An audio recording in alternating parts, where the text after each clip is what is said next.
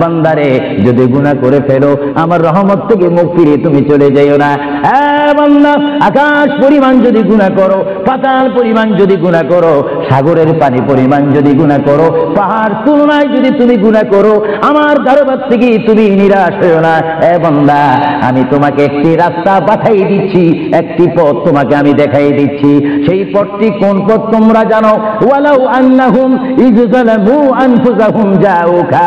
বান্দারে, যখন তোমরা বরবাদ হয়ে যাবে তখন তোমাদেরকে একটা পথ আমি তোমাদেরকে দেখাই দিলাম। সেই পথটির নাম হচ্ছে আমার রাসূলের মদিনা। জুড়ে বলেন সুবহানাল্লাহ। বান্দা, আমার নবীর দরবার গিয়ে কেঁদে কেঁদে তোমরা বলো, ইয়া রাসূলুল্লাহ, ইয়া হাবিবাল্লাহ, আয়াকা ইয়া রাসূলুল্লাহ।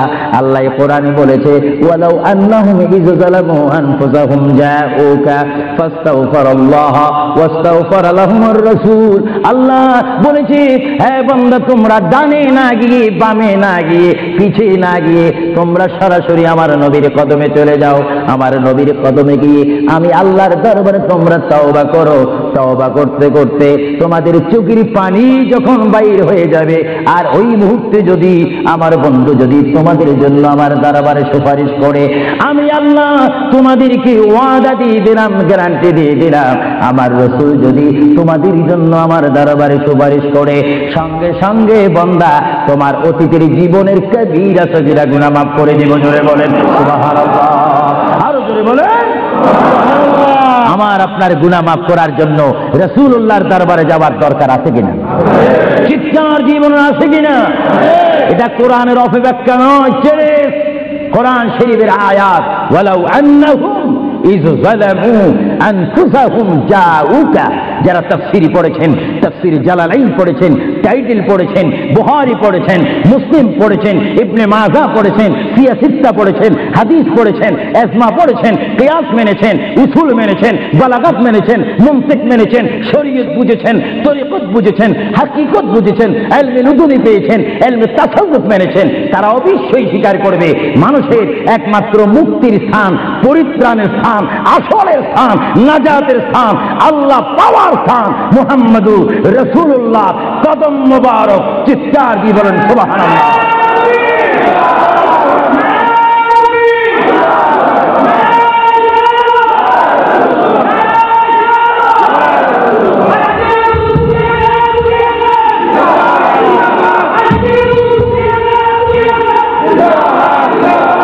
আপনারা সেই রাসূল চান কি চান না? অবশ্যই চাইবেন, না চাইলেও চাইবেন। কেন চান নেই? অবশ্যই আফসোস করবেন। কারণ পৃথিবীতে সন্তান রয়েছে, বিবির জন্য স্বামী রয়েছে, স্বামীর জন্য বিবি রয়েছে, সন্তানের পাশে মা রয়েছে, মায়ের পাশে সন্তান রয়েছে। এটার নাম দুনিয়া। আর দুনিয়া ও মাজরাতুল আখিরা। কিন্তু এই দুনিয়া যেই দিন জীবনের সমাপ্তি, বিদায় ঘন্টা বেজে যাবে, সেই দিন সন্তান ইচ্ছা করে মায়ের পা ছেড়ে দিবে, পিতা তার মায়ের সামনে থেকে চলে যাবে। এমনি ভাবে সবাই বিচ্ছিন্ন হয়ে যাবে, সব চলে যাবে। একমাত্র সাথী হবে, আপন হবে, বন্ধু হবে, কবরের সঙ্গী হবে। সবাই বলেন মুহাম্মাদুর। আরো জোরে বলেন না মুহাম্মাদুর। আপনারা সেই রাসূল চান কি চান না? সেই রাসূলের চরিত্রের মধ্যে উম্মতের রক্ষা পাওয়ার গ্যারান্টি আছে কিনা? এটা দরুদ শরীফ বলেন, আল্লাহুম্মা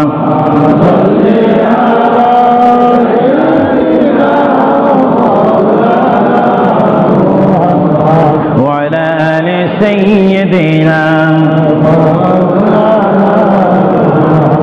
ভাইরা আমার, মহান রব্বুল আলামিনের কোরআনুল কারীম থেকে আমি একখানা আয়াত আপনাদের সামনে আবার পড়ে শোনাচ্ছি। আমরা যারা এখানে উপস্থিত রয়েছি, আমাদের সকলের জীবনের সাথে সঙ্গে সঙ্গে রয়েছে মওত। জোরে বলুন কি? মরণ।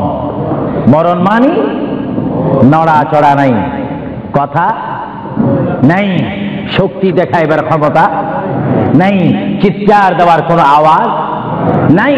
এটার নাম কি?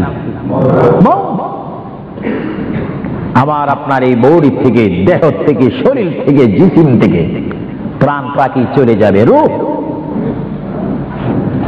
সেই রূহ যখন আমাদের সামনে থেকে ভিতর থেকে চলে যাবে, তখনই আমাদেরকে ঘোষণা করা হবে মরহুম। স্পিকার যখন ছিলাম, স্টেজ আসন গ্রহণ করে আন্তর্জাতিক বক্তা আবু সুফিয়ান আল কাদেরী বক্তব্য দিচ্ছে, আর যখনই আমার নিঃশ্বাসটা চলে যাবে, সেই দিন আন্তর্জাতিক শব্দ আর ব্যবহার হবে না। সেই দিন সবাই আমাকে বলবে, ইসলামিক আহলে সুন্নাহ ইসলামিক ফাউন্ডেশনের সকল সদস্যরা, সকল ইমানি ভাইয়েরা, সুন্নি মুসলমান ভাইয়েরা, তাওহীদ ও রিসালাত বিশ্বাসী ভাইয়েরা, সেই দিন আমাকে অবশ্যই ঘোষণা দিবেন মরহুম। জোরে বলেন কি?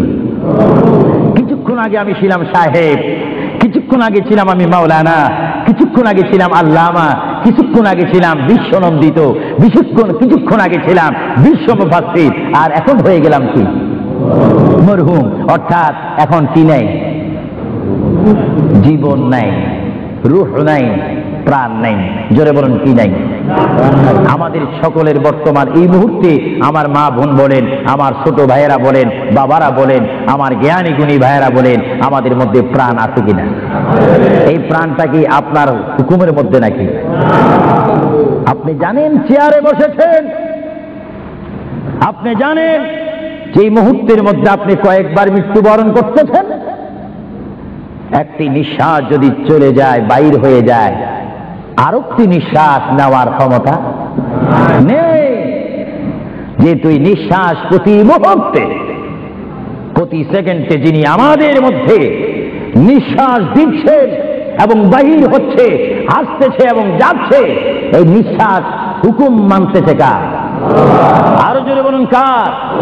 হঠাৎ করে যদি বন্ধ হয়ে যায়, পলিসি শেষ, ব্যবসা শেষ, ঘরের সেই সামানা সৌন্দর্য, সেই চেয়ার পালং, সেই স্বর্ণ হীরা মুক্তা পাউন্ড ডলার রিয়াল সব কি শেষ।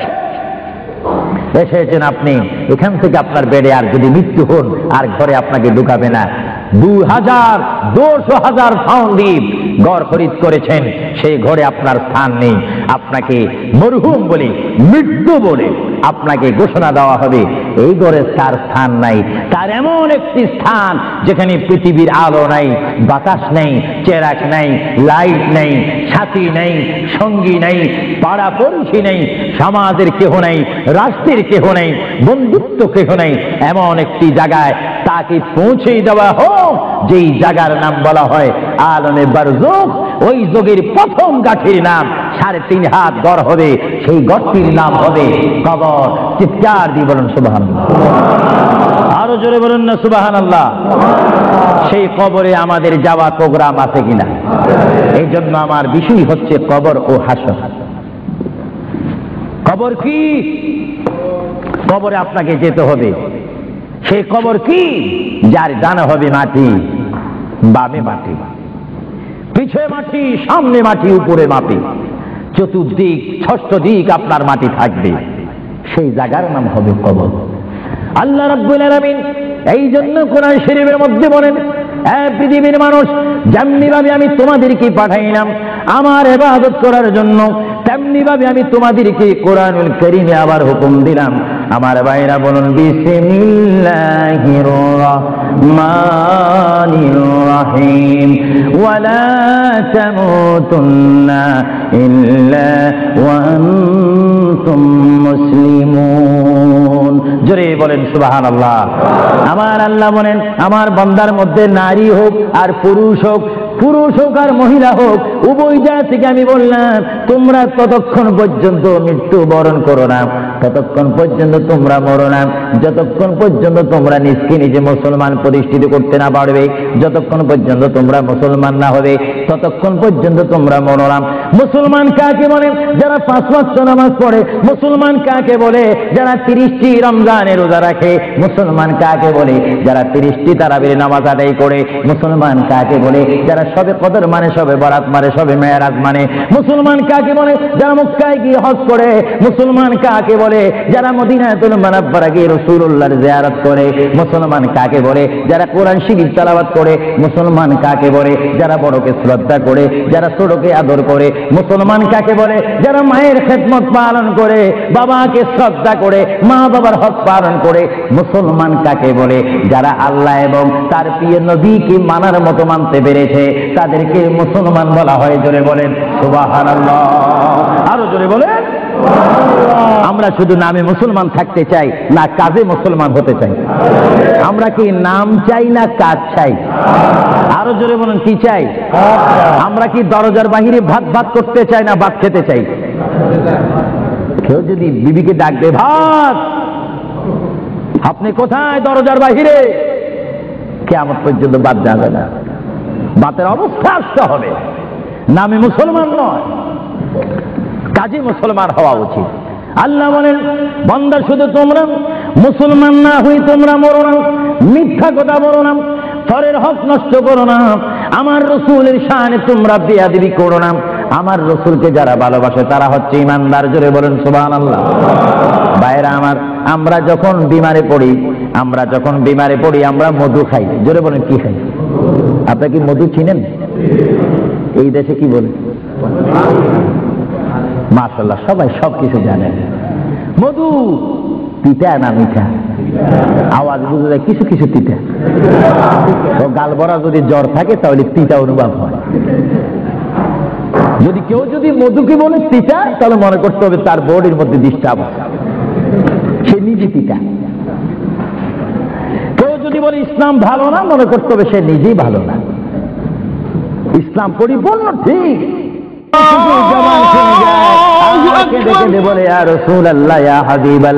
আমরা 100 প্রকার ফুল হোক, 10 প্রকারের ফুল হোক, সমস্ত ফুল থেকে ঘ্রাণ লাভ করে যখন একসাথে আমরা রাখি, রাখার পরে আপনার রাসূলের উপরে দুরূদ শরীফ পড়ি, পড়া মাত্র এটা মধু হয়ে যায়। জোরে বলেন সুবহানাল্লাহ, আল্লাহু আকবার, আরো জোরে বলুন আল্লাহু আকবার। মধু পোকায় রাসূল চিনে। জোরে বলেন, মধু পোকায় রাসূল চিনে। এজন্য তাদের সেই মুখের পানি কি হয়ে যায়? আরো জোরে বলুন না, কি হয়ে যায়? মধু পোক শ্রেষ্ঠ না আমরা শ্রেষ্ঠ? আরো জোরে বলুন, কি শ্রেষ্ঠ? ততক্ষণ পর্যন্ত আমরা শ্রেষ্ঠত্ব লাভ করব না যতক্ষণ পর্যন্ত আমরা শ্রেষ্ঠ নবীকে চিনব না। ততক্ষণ পর্যন্ত শ্রেষ্ঠওয়ালা বলতে পারবো না যতক্ষণ পর্যন্ত আমরা শ্রেষ্ঠ নবীর গোলামি করব না। চিৎকার দিয়ে বলুন সুবহানাল্লাহ। এজন্য আমার প্রিয় ভাইয়েরা, আবার বলুন, আমরা রসুল চাই কি চাই না? আমার প্রিয় নবী মুহাম্মদ রাসূলুল্লাহ সাল্লাল্লাহু আলাইহি ওয়াসাল্লাম, বর্তমান তিনি রয়েছেন রাউজা মুবারক। জোরে বলেন রাউজায়ে। যে রাউজা মুবারকের মাটি হচ্ছে আরশ আজিম চাইতে অনেক গুণে দামি। আর জোরে বলেন না সুবহানাল্লাহ। কারণ রাসূলুল্লাহ সাল্লাল্লাহু আলাইহি ওয়াসাল্লামের দাম আরশ আজিম চাইতে কম না বেশি? কেন বেশি? আরশ আজিমকে যদি প্রশ্ন করা হয়, কুরসিকে যদি প্রশ্ন করা হয়, লৌহে কলমকে যদি প্রশ্ন করা হয়, তোমাদেরকে যদি প্রশ্ন করে জানতে চাই তোমরা কি বলতে চাও? তোমাদেরকে আল্লাহ রাব্বুল আলামিন কি দ্বারা সৃষ্টি করেছে? লৌহে কলম আরশ আজিম সব কিছু জবাব দিবে। বেহেশত দুজক থেকে জবাব আসবে। আমাদেরকে আল্লাহ নবীজির পাসিনা গাম থেকে তৈরি করেছে। জোরে বলেন সুবহানাল্লাহ। আমার প্রিয় নবী মুহাম্মদ রাসূলুল্লাহ যেখানে শুয়ে আছেন সেটা হচ্ছে আরশের চাইতে আরো বেশি দামি রাউজায়ে মুবারক। এই রাউজা শরীফে রাসূলুল্লাহ যাওয়ার আগে আল্লাহ রাব্বুল আলামিন আমার প্রিয় নবীর কাছে মালাকুল মউত আজরাইল আলাইহিস সালামকে পাঠাইলেন। চিৎকার দিয়ে বলুন সুবহানাল্লাহ। আপনাদের কাছে আজরাইল আসবে, আবু সুফিয়ান আল কাদরির কাছে আসবে, ইংল্যান্ডের জমিনে, যুক্তরাজ্যের জমিনে, ফ্রান্সের জমিনে, ইতালির জমিনে, বেলজিয়ামের জমিনে, আমেরিকার জমিনে যারা বর্তমান রয়েছেন, বিশেষ করে আমরা যারা এই মুহূর্তে লন্ডনের জমিনে, যুক্তরাজ্যে রয়েছে, বাংলাদেশে যারা রয়েছে, সকলের কাছে আজরাইল ইসলাম যাওয়ার প্রোগ্রাম আছে কিনা? আরো জোরে বলুন, আছে কিনা? যাওয়ার পরে কি কিছু আলোচনা করবে? কিছু মত বিনিময় করবে? জনাব সাহেব কেমন আছেন? আমি তো আপনাকে নেওয়ার জন্য এসেছি, আপনি যাওয়ার জন্য প্রস্তুত আছেন কিনা? কিছুক্ষণের মধ্যেই আমি আপনার রুহ নিয়ে যাব, এই ধরনের কোনো কথা আমাদের সাথে কি আলাপ করার কোনো চুক্তিনামা আছে? আওয়াজে বুঝে যায় কিছু কিছু আছে। আরো জোরে কোনো চুক্তিনামা আছে? কিন্তু আসবেন তিনি, আসা মাত্র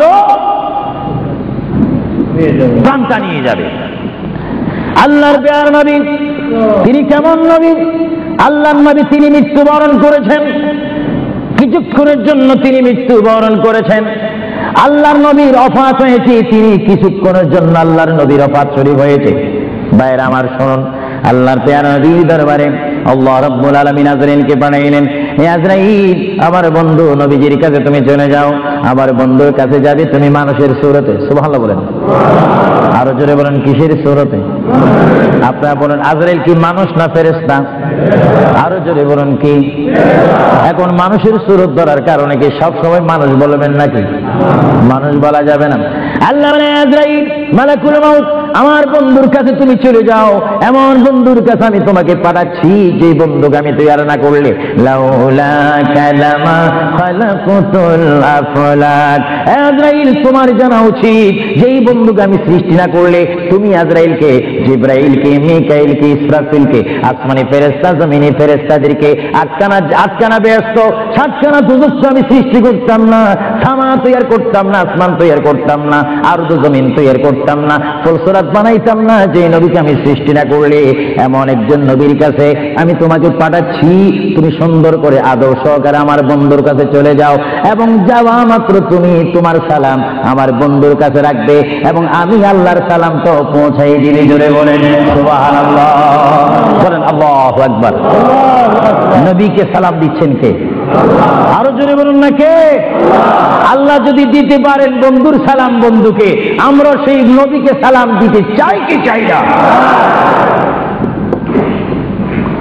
নবীকে সালাম দিবেন এইভাবে, দোস্ত কেমন আছিস, এইভাবে নাকি?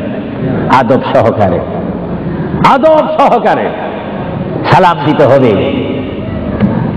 পৃথিবীর যে কোনো জায়গায় বেয়াদবি চলে, কিন্তু রসুলের দরবারে কোনো বেয়াদবি চলে না। রসুলের দরবারে যদি কেউ বেয়াদবি করে, তার ইতিহাস আসমান ও জমিনের বিশ্ব নন্দিত শ্রেষ্ঠতম স্পিকার, যিনি হচ্ছেন মুআল্লিমুল মালায়েকা, যিনি বর্তমান স্টেজে রয়েছেন, মিস্টার ইবলিস শয়তান 6.5 লক্ষ বছর ইবাদত করেছে। রাসূলুল্লাহর নূর মুবারক অস্বীকার করার কারণে সঙ্গে সঙ্গে আমার আল্লাহ ফতোয়া দিয়েছেন, আবা ওয়াস্তাগবারা ওয়া কানা মিনাল কাফিরিন। আল্লাহ রাব্বুল আলামিন বলেন, ইবলিস, তুমি যে অনেক ইবাদত করেছো, শুধুমাত্র বন্ধুর শানে বেয়াদবি করার কারণে আমি তোমার 6.5 লক্ষ বছরের ইবাদতকে রুইয়ের মতো, তুলার মতো জ্বালিয়ে আমি তোমাদেরকে কাফিরুল কুফার বানাই দিলাম। কারণ আমি আমার নবীর শানে যদি কেউ বেয়াদবি করে, সেটা আমি আল্লাহ বরদাস্ত করি না। চিৎকার দিয়ে বলেন সুবহানাল্লাহ। আরো জোরে বলেন না সুবহানাল্লাহ। আমরা সেই নবীর মুহাব্বত চাই কি চাই না? নবীর দরবারের মুহাব্বত চাই কি চাই না? নবীর দরবারের মুহাব্বত হচ্ছে জান্নাতে যাওয়ার গ্যারান্টি। নবীর দরবারের মুহাব্বত হচ্ছে আল্লাহ পাওয়ার উত্তম ব্যবস্থা। মুহাম্মদুর রাসূলুল্লাহর ভালোবাসা হচ্ছে আল্লাহ দেখার ব্যবস্থা। চিৎকার দিয়ে বলেন সুবহানাল্লাহ। আপনারা সেই নবীর ভালোবাসা চান কি চান না? কারণ আমরা উম্মতে মুহাম্মাদি, আমরা কার দল? নবীর দল। আর জোরে বলুন না, কার দল? আপনারা মনে করেছেন আমি অন্য কোন দল বলবো? অন্য কোন দল বলার সময় তো আমার হাতে নেই। শ্রেষ্ঠ ওলি, বাংলাদেশের সেই গৌরব কুতুবুল আকতাব হযরত শাহজালাল মুজাররদ ইয়ামানি রাদিয়াল্লাহু তাআলা আনহু, তিনি তার জীবনের সংগ্রাম করে অন্যায়ের বিরুদ্ধে নিজকে প্রতিষ্ঠিত করে একটা সোনার মানুষ হয়েছেন, যার দরবারে গেলে অমানুষ মানুষ হয়, তার দরবারে গেলে মানুষের দিলের মাকসুদ আল্লাহ পূরণ করেন। হে শাহজালাল, আমার কাছে তো কেউ আসে না, তোমার কাছে কেন আসে? আমার জীবনটা রাসূলুল্লাহর আদর্শের মধ্যে কোরবানি দিয়েছি বলে মরার পরও আমার দরবার জিন্দা রয়েছে। চিৎকার দিয়ে বলেন সুবহানাল্লাহ। আমরা সেই ওলি আল্লাহর দরবার চাই কি চাই না? আওয়াজ বুঝে যায়, চাই না। জোরে বলেন, ওলি আল্লাহর দরবার চাই কি চাই না? ওলি আল্লাহর দরবারে আল্লাহ ও রাসূলের রহমত আছে কিনা?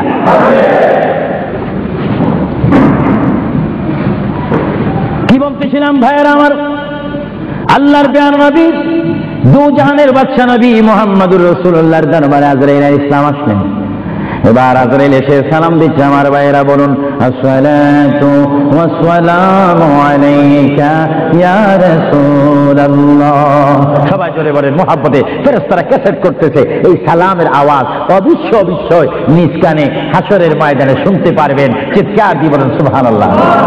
আমার বুড়ো বুড়ো বাবারা, আমার যুবক ভাইয়েরা, আমার জ্ঞানী গুণী ভাইয়েরা, শিক্ষিত ভাইয়েরা, মা বোনেরা, সবাই বলুন আসসালাতু ওয়াসসালামু আলাইকা ইয়া রাসূলুল্লাহ, আসসালাতু ওয়াসসালামু আলাইকা ইয়া হাবিবাল্লাহ। আজরাইল আমার নবীর ঘরের দরজার মধ্যে যখন আসলো, আমার নবীর কাছে যখন চলে আসলো, আজরাইল যখন সালাম দিচ্ছে, বিশ্বের শ্রেষ্ঠ মহিলা, জান্নাতের কোটি কোটি কোটি কোটি নারী সমাজের সরদার হযরত ইমাম হুসাইন ও হাসাইনের মা, বিশ্বের শ্রেষ্ঠ নারী মা ফাতেমা ওই মুহূর্তে ঘরের মধ্যে তিনি উপস্থিত ছিলেন। জোরে বলেন সুবহানাল্লাহ। কে দরজার মধ্যে? কে যেন দরজা নাড়ালো? দরজার মধ্যে যেন কে শব্দ করলো? মা ফাতেমা কিছুক্ষণ পরে দরজার ভিতর থেকে, ঘর থেকে আল্লাহর নবীর সামনে তিনি বসান। মা ফাতেমা হঠাৎ করে ডাক দিলেন, কে ঘরের দরজার মধ্যে দরজা নাড়াচাড়া করতেছেন? কে আপনি? কে মানান? বাইর থেকে জবাব দিচ্ছি, আনা মালাকুল মউত, আনা আজরাইল। এই কথা বলার পরে মা ফাতেমা চোখের পানি ছেড়ে দিলেন। মা ফাতেমা চিৎকার দিয়ে বললেন, ইয়া রাসূলুল্লাহ, ইয়া হাবিবাল্লাহ, আমার জীবনে আমি এমন কোন মানুষ দেখিনি। দরজা খোলার পর আমি দেখলাম তার পাওটা হচ্ছে জমিনে আর তার মাথা দেখা যাচ্ছে আসমানে। ইয়া রাসূলুল্লাহ, এমন একটি ভয়ঙ্কর মানুষ আমার জীবনে আমি দেখিনি। আল্লাহর নবী চক্ষু মোবারকের পানি মোবারক ছেড়ে বলে, মা, ও মা, তুমি দেরি করো না, দরজা খুলে দাও। আল্লাহর মেহমান আমার দরবারে এসেছে, মেহমানকে বসতে জায়গা দাও। ইনি হচ্ছে মালাকুল মউত, যে বাবা থেকে সন্তানকে নিয়ে যায়, সন্তান থেকে বাবাকে নিয়ে যায়, মা থেকে ছেলে নিয়ে যায়, ছেলের থেকে মা নিয়ে যায়। এর নাম হচ্ছে মালাকুল মউত আজরাইল। এই আমার মা ফাতেমা, তোমার কোনো কথা বললে আমাকে বলে দাও, কিছুক্ষণ পরে আমি দুনিয়া ছেড়ে আমার আল্লাহর মহান দিদারে চলে যাবো। জোরে বলেন সুবহানাল্লাহ। বলেন আল্লাহু আকবার। আরো জোরে বলেন আল্লাহু আকবার। আমরা মহান আল্লাহ চাই কি চাই না? আরো জোরে বলেন চাই কি চাই না? যদি মহান আল্লাহ চেতে হয়, পেতে হয়, মানতে হয়, একটি মাত্র আদর্শ আমাদেরকে জমিনে মানতে হবে, রাখতে হবে। যে আদর্শের প্রতীক ওয়ালার নাম, সবাই বলেন মুহাম্মাদুর। আরো জোরে বলেন না মুহাম্মাদুর।